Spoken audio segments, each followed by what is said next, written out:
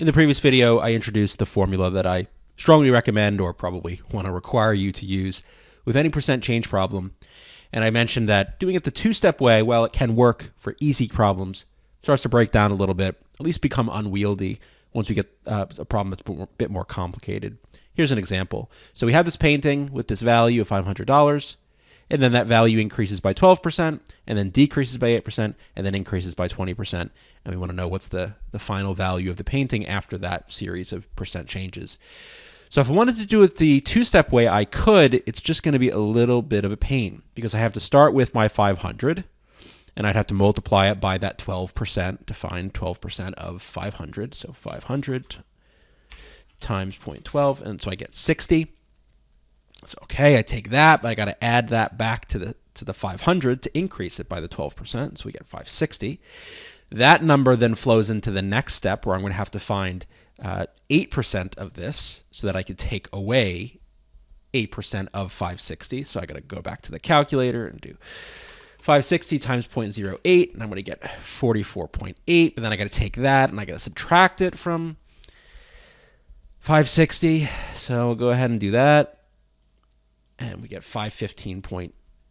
And so now that number flows into the next step. And so I got to take that number and I got to multiply it by 0.20 by 20%. So I can find 20% of that. And then I can take that and add it back to the 515.2. And so this is going to be 103.04. And so I'm going to take my 515.2 and my 103.04. And I'm going to add those together. And finally, we get our answer, which is 618.24. So this is correct, right? This works, but you can kind of see the issue. This is getting pretty annoying.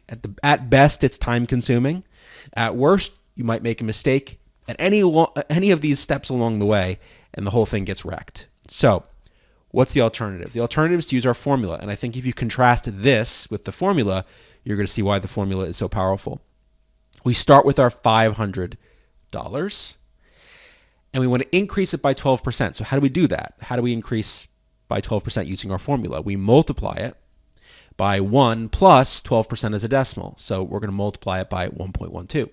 And the beauty of this is I can just chain on the next increase or decrease without having to actually do the calculation in the interim. So I can just say, all right, whatever this is, right, 500 times 0.1 times 1.12, whatever that quantity is, that is going to be increased or decreased by 8%. So I can just take this whole thing and multiply it by 1 minus 0.08. In other words, multiply it by 0.92.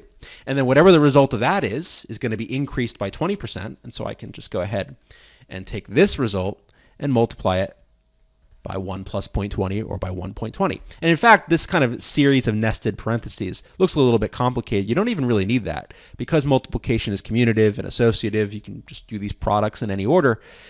So I can just write it like this. And this is, in fact, how you'll usually see it written. If you had an answer choice that you had to match, you'd see it written something like this. And the beauty of this is now if I actually want to know the answer, I just put this in my calculator. So it's just 500 times 1.12 times 0.92 times 1.2, and we get 618.24. So I hope you see in the contrast the value of this percent change formula. And as I said in the first video, the other benefit of this is when we talk about multiple percent changes in a row of the same kind. Like let's say we multiply this by 1.12, 1.12, 1.12. Let's say we increased it by 12% 3 times. You might recognize that this is the same thing as 500 times 1.12 cubed. And now we've just moved our way into exponential change, which is another topic that's covered on tests like the SAT and the ACT. So this gives you that side benefit of leading you very naturally into another topic. But yeah, another good reason why you should use your percent change formula instead of doing this. Again, just never do this. I don't see any reason to do this. Always use that formula.